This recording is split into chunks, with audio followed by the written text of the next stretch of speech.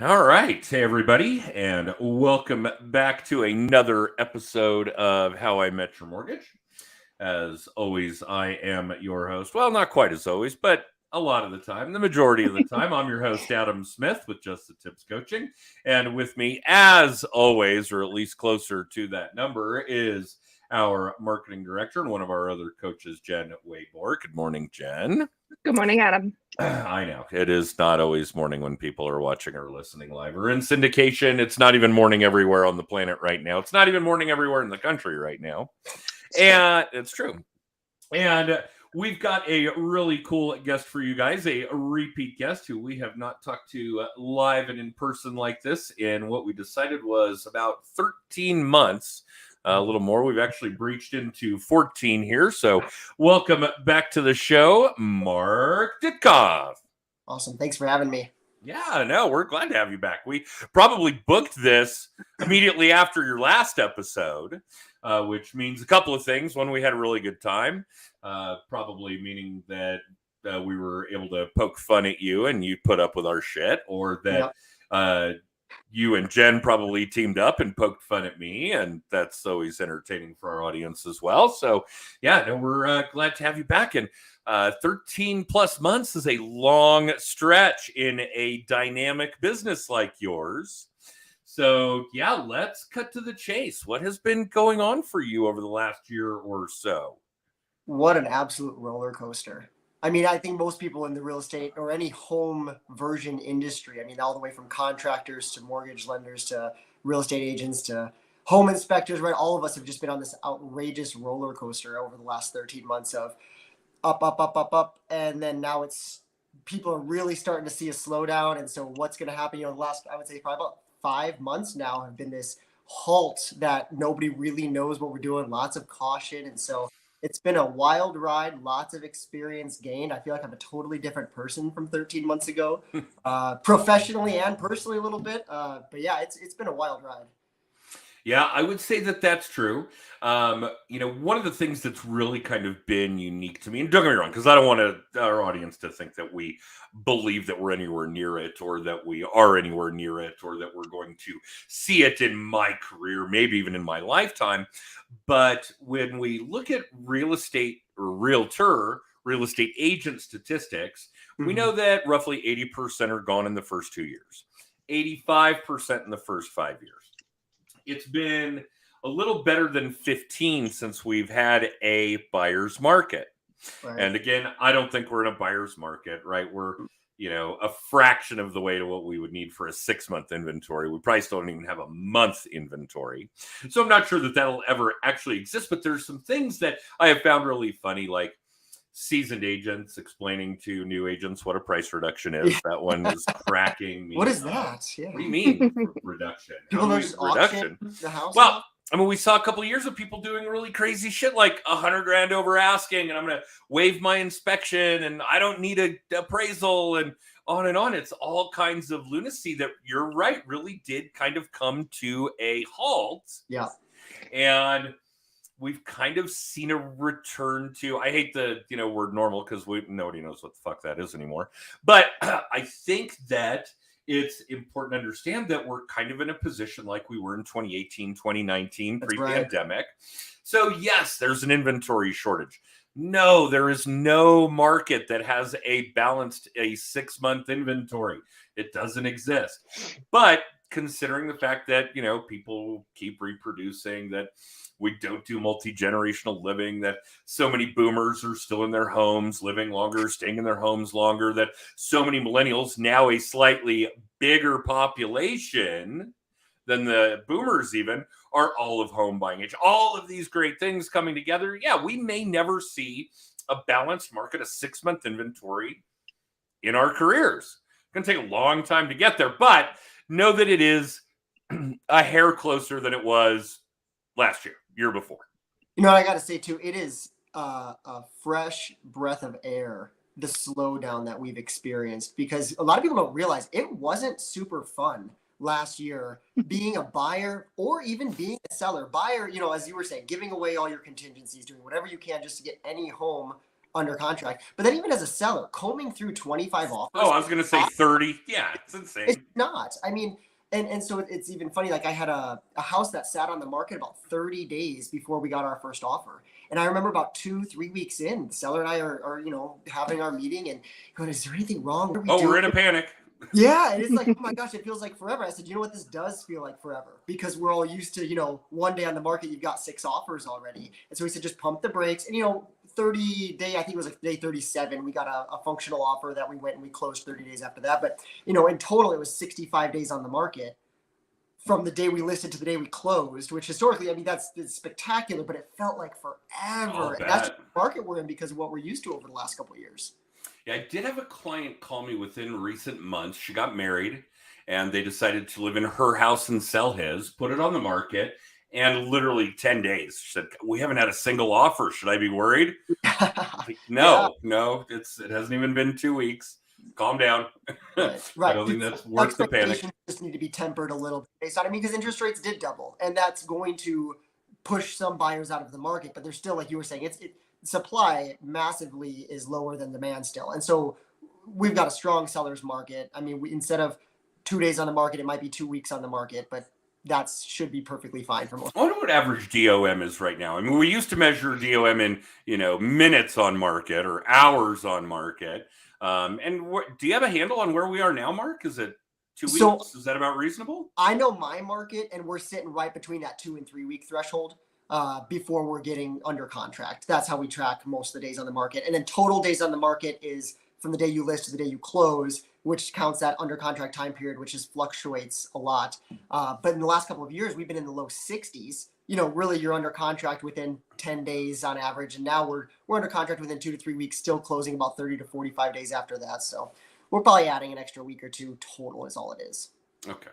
We're getting some comments from an old friend of mine. Good morning, Randall. In fact, an old fraternity brother in Austin, Texas. And Austin's a great city. One of those jewels of the, every state in the South has a jewel. Austin, Atlanta, Huntsville. I did talk to Steve Green this morning. Jen, you'd get a kick out of that. And Austin, a smaller city than Denver, obviously, but similar with great food culture and people culture and so on and so forth. He's saying that there were cases where it was nearly 500,000, 450,000 over asking. And depending on the house, that wouldn't be unreasonable. But the average was 100 offers per property in that time frame. Again, great town, huge influx of people. Jen and I probably know a handful that moved there. I would say the majority of those came from California. To be honest. And yeah, these major metropolitan areas, especially when it's a really cool city, Seattle, Portland, Denver, Austin, on and on, really, really suffered. We all learned that we could work remote. When was the last time I saw you, Jen? Thursday, maybe? Thursday. Yeah. And before that, I didn't see another day last week. I know you went to visit one of our coaching clients in California one day. It was a week before that. So the Thursday, usually Thursdays. So I'm seeing you once a week because we all have this amazing ability for the most part now to work remote, right? Here we are. I've been sitting at my desk for 3-4 hours working. Granted, my office is 5 miles away and I do go a few days a week. But one of the things that we really learned over the last couple of years is that I can live where I want. If I have this weird job in Philadelphia that I don't really dig, and I'm not a big fan of the city, I can either work remote, pick up a remote gig, and live wherever I want. And that might very well be Austin, Texas, even though my job is in Philadelphia, Pennsylvania. So one of the big eye-openers over the last couple of years was that ability, how strong the technology got. Shit, look at my Zoom stock, right? Over the last few years. Great example. So yeah, it has changed the face of this stuff a lot. In fact, Mark, that's a really solid question for you to give us answers to as boots on the ground of all the people you've seen buying and selling over these last 13 months since we've talked to you. For those of you that are simply listening to the podcast, we do this as a video cast as well a couple of days before the podcast comes out. So that's why we're talking like that, because I actually do see Mark on my computer screen. But what's it been like? Are people relocating from other places to other places? Are they remote workers? Are they just killing it with their OnlyFans page. What? Yeah. Yeah. No, tons of OnlyFans people. I mean, that's probably the majority of my buyers have OnlyFans accounts. But the people that don't have those accounts, you're absolutely right. I have so many people that are coming down from the more metro areas in Colorado. So for those that don't know, Pueblo, Colorado is kind of the third, the second big city south of Denver. You got Colorado Springs in between us and then us. We got about 100 to 150,000 people total when you count the area. And our affordability, I mean, our average price point is less than half that of Denver. And so when our coming remote, I have more than half of my listings in the Pueblo West region have probably sold to Colorado Springs buyers over the last 13 months. And with that being, it's about a 40-minute drive to the south end of Colorado Springs.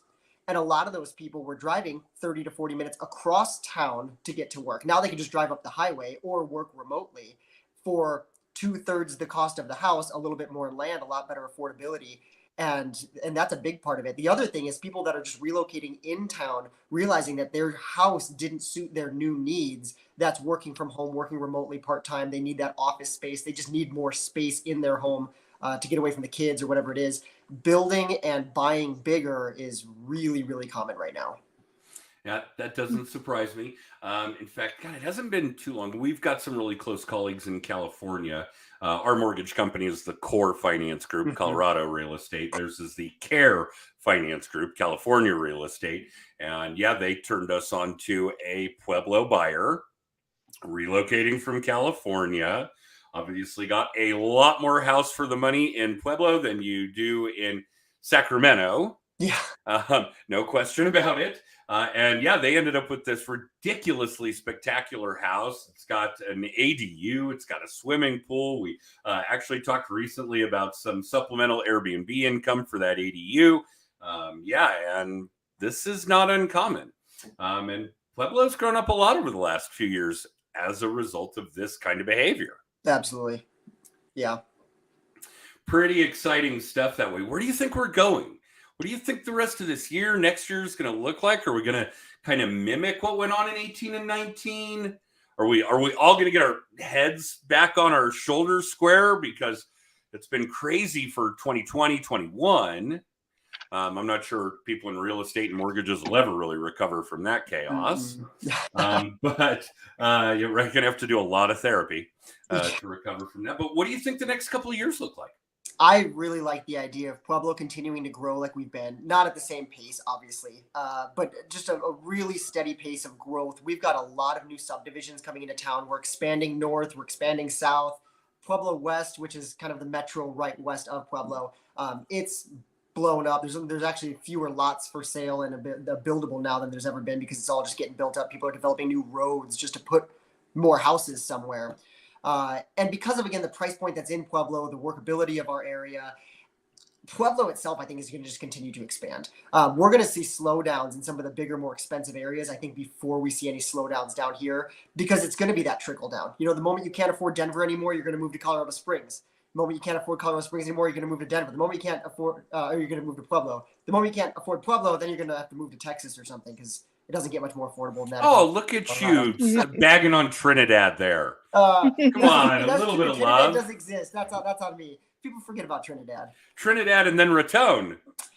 yeah, if you want to go towards New Mexico, you can. That's funny stuff. And yeah, don't get me wrong, but I think that critical mass is here, if not there. And the average single family home in Denver's Looney Tunes now, 700,000 for the average single family home. Colorado Springs, come on, Jen, you've been pecking around that market for a while. What do you figure, $500,000 for the average single family home? Yeah, easily. I mean, the condos that are, way down south out by the military bases, which is not where I want to be, are pushing 300. So yeah, to actually have a yard or anything, it's going to be $500,000. Yeah. Probably 425 to 5 is going to be about that average up there. And then down in Pueblo, we're between 3 and 325. So much more affordable. But when I got into real estate in 2016, the average price point was $148,000 in Pueblo. So in 6 years, we've more than doubled the average price point. And it's unsustainable. I mean, how many people have been here for 6 years, didn't buy when they started, thinking, how many people we don't, right? Oh, I'm going to wait for the market to crash. I'm going to wait for things to crash. okay, yeah, it's cooled down now, but your interest rate is higher than it's ever been, and it's twice the price. So hopefully that waiting game helped you out. The interest rates are a funny subject. They've come down quite a bit. In fact, I was looking at it this morning, and I think we've probably had, well, it's pretty much gone down steadily, consistently, with a few big bumps immediately following both of the Fed meetings in that time frame. Which of course is hilarious to me because, the world thinks that when the Fed raises rates, mortgage rates go up. And of course, it's typically the exact opposite. So we're probably still looking at mortgage rates that, well, now anyway, I don't think prior to the Fed meetings we were, but I think we're looking at mortgage rates that are lower than what they should be in a healthy economy. If the economy were actually healthy, balanced, if we weren't continuing to falsely depress investment markets and falsely inflate investment markets or debt markets, or suppressed. And I mean, same with inflation, right? I mean, the same kind of, puppet strings being pulled if inflation's legitimately 2 to 3% a year. And we basically had none for 20 years. And we now all of a sudden get slapped with 10%. Yeah, it's still lower than it should be. It's just a bit of a shock to the system. So yeah, let's not, I'm still of the belief that the economy is a bit of a paper tiger. It looks fierce, but we can punch a hole right through it. And mortgage rates are probably about where they should be, maybe a little lower, but close. So I'm not sure it's been this sweet for a while where the rates have come back down. The real estate's softening a bit, right? We're not having 25, 30 offers on a property. We're not looking at $100,000 over asking, or what did Randall say, 450 on some property? That's Looney Tunes, right? I mean, even if we were talking about $1.5 million property, 450,000 over asking is Looney Tunes, 30% over. So I think this is probably about as good as it's gonna get, like, ever.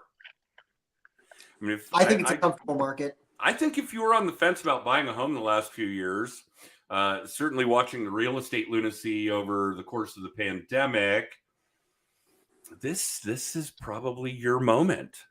I don't think it's going to get much better for both sides, right? Because right now, sellers, it's still a strong seller's market. I put a house on Wednesday. We've got 4 offers to review today, right? Still a strong market. It's not 25 offers, but 4 is still great, In less than a week? Yeah. But yeah, buyer-wise, I mean, I same thing. I got a house under contract this morning for one of my buyers, $15,000 under asking price.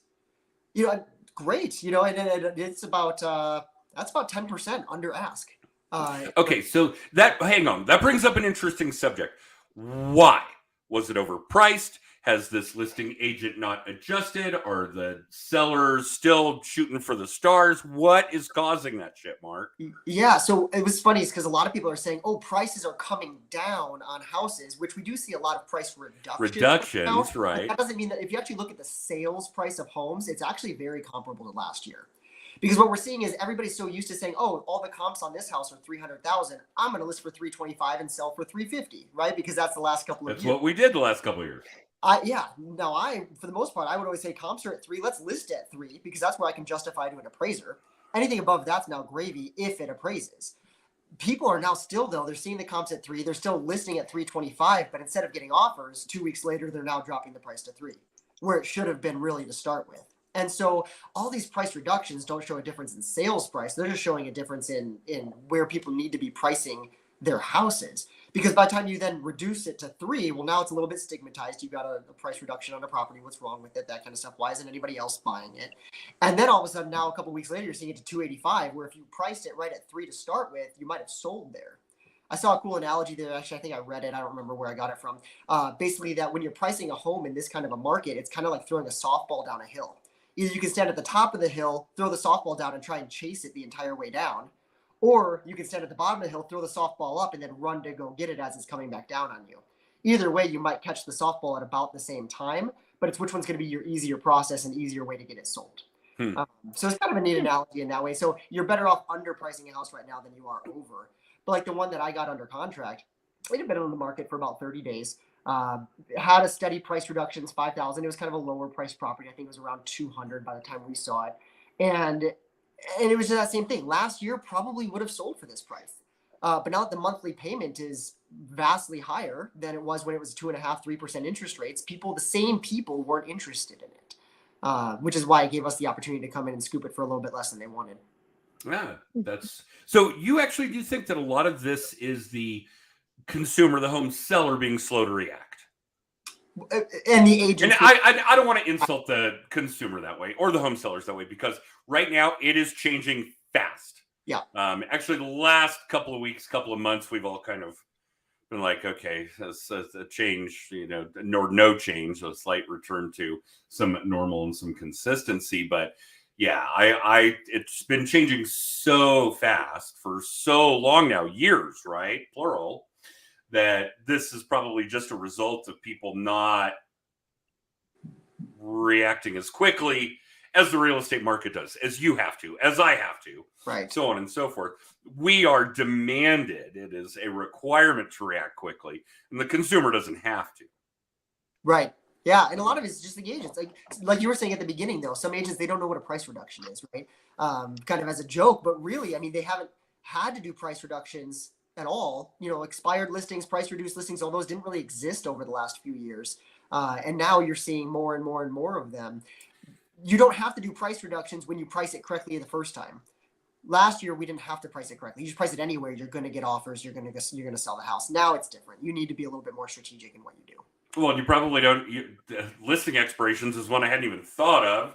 We obviously haven't gotten to that point yet. If your house is on the market a month, okay, no reason to panic. But yeah, the expired listings is an interesting one that may show up a little bit again in the rest of this year, future years. That's not something we've talked about at all in recent years. No. Yeah. And a lot of people are just very unrealistic about the value of their property right now because of what's happened over the last few years. They think their house is worth a lot more than it is. And so all we can do as professionals, right, is show them the facts. Look, here's the houses that are similar to yours that have sold, how they change, all those things. And then now that's taken into account just a little bit of a slowdown in the market.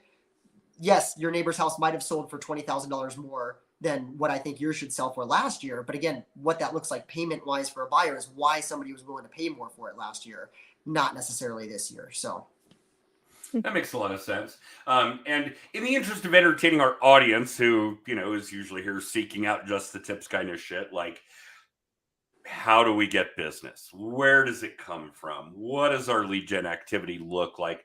Let's talk about that in this new-ish idea. Where are your buyers and sellers coming from? How are you finding them? How are they finding you? What has that looked like this year?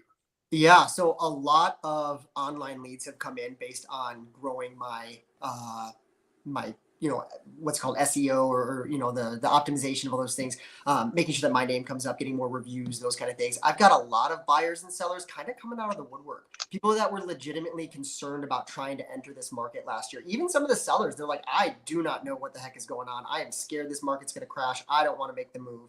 Now that things have kind of tempered off a little bit, there's a lot of people coming out of the woodwork saying, okay, now's the time, because there's a lot fewer people out there. And so it's a better opportunity for them. In terms of competition wise, I don't want to buy a house without an inspection, which I would have never recommended anyway, but a lot of people did. I don't want to buy a house without an appraisal, those kind of things. And so people that are, first time home buyers using down payment assistance, those kind of buyers have such a better chance now than they did last year, especially if you need seller paid closing costs, any of that. I have a lot of those kind of people coming out. Yeah, we've started to see a lot of contracts with seller concessions. It's kind of an interesting return to what normal looked like between 07 and 19. Sure. That window had some, I hate to use the word normalcy because it wasn't normal, but consistency. Yeah. And yeah, that's definitely what we're seeing again. So obviously we focused a lot over 20 and 21 on lead gen for sellers. Right. You're not going to struggle to sell your home. In fact, just the opposite. You were going to struggle sifting through the 2 or 3 dozen offers that you got on your home. Right. That was going to be the major pain point. So now we're kind of back in an arena where, having sellers and buyers. And obviously we all know that one leads to the other and vice versa. You've got to balance that depending on what the market is doing. Do you think that that is more of this return to normal, that your lead gen work, your review campaigns, whatever it is you're doing to generate that kind of work is now fairly balanced again between buyers and sellers? Yeah, buyers are a lot more valuable than they were over the last couple of years. No offense to buyers. You get the idea is that, I would put a house on the market and honestly probably get 30 buyer leads. Right. Hey, can I get pre-approved? All that. And it was to the point where I was handing a lot of those off to some of the newer agents in my office and people that I work with, because look, I don't have time truly to sift through these 30 buyers and now go show them 30 different houses and all of that. And so I was handing those off. This year's not that way. Right. And so every buyer that comes in gets a little bit more individual attention. You get a little bit better, not better service, but you get more service from the person you originally ask it from, because they'll have the ability and the leverage to be able to handle that. So yeah, having those buyers on hand, and of course listings is one of the 3 L's in real estate that you need to make sure you're getting the most of. So yeah, it's still a good balanced market in that way of what you need to do for lead gen. Okay. All right. That makes a whole lot of sense.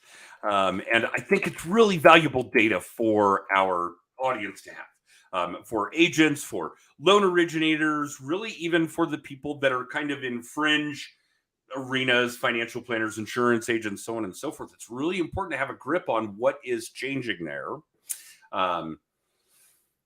Wow. And here I was just commenting on and really hoping that things were going to kind of level off and be consistent, but I guess we're just never going to have that ever again in any of these industries. Sorry, you guys are all screwed. But I think one of the important things that we really promote and preach on is that if you want to be successful in real estate, if you want to be successful in mortgages, in financial planning, in insurance, these are dynamic industries. Ridiculously in some cases. Look at what real estate agents have had to deal with over the last few years. Just these huge waves, these roller coaster up and downs, and buyer's market, seller's market, price increases, price reductions, on and on. The only thing I could see getting really haywire is if we start figuring out why heavy foreclosures and short sales and REOs are thrown into the mix. Mm-hmm. But it leads to a good point.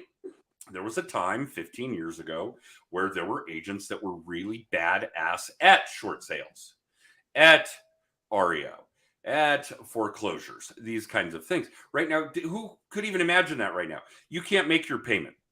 You've got a shit ton of equity. You're going to sell your house. You're going to pocket the cash and preserve your equity. But let's assume there's that 1 in a million guy that doesn't. Let's assume there's even that 1 in a million guy who owes what the house is worth. Well, maybe it does go to foreclosure. And now we've got 1 in a million odds of somebody not snatching it up at foreclosure auction. So properties are never skipping through that process and being put on the market by an agent who happens to specialize in foreclosure listings. It's just so rare. So the agents that were doing that then and are still real estate agents now have remained as dynamic as the industry is. You've got to stay in tune with what goes on. You've got to stay sharp. And in fact, you've even kind of got to be a little ahead of the game. You've got to be able to make some educated predictions about where we're all going because, well, who's going to tell you where we're going? Talking heads? I can't even trust the ones on CNBC anymore. I only say that after that woman let her naked husband run across the screen while she was doing a live interview a couple of weeks ago. I don't know if any of you caught that, but yeah, her chubby naked husband walked across the background. Well, hey, if you're going to be on CNBC, please get yourself a virtual background. Just food for thought. Then we don't see naked husbands. There was that woman who had the dildo on her bookcase.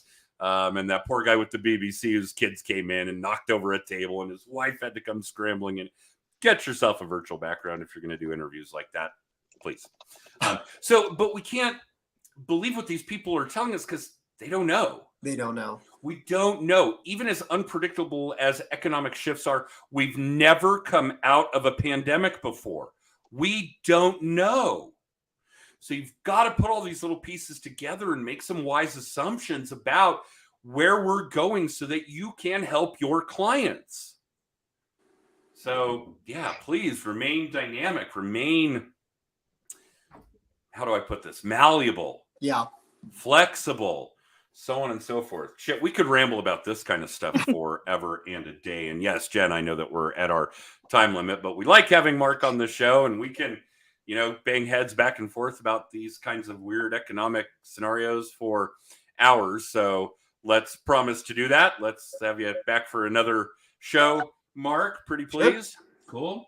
And Jen, yes, I know you have got some things you want to put out there about this chaos and how you're making adjustments to what's going on now in light of the impending Mile High Mastermind. Yeah, we're like 6 weeks away. That's crazy.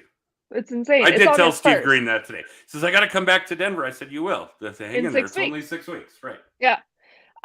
So Mile High Mastermind tickets are on sale. That's our lead generation focused conference. Mark, we would love to see you there.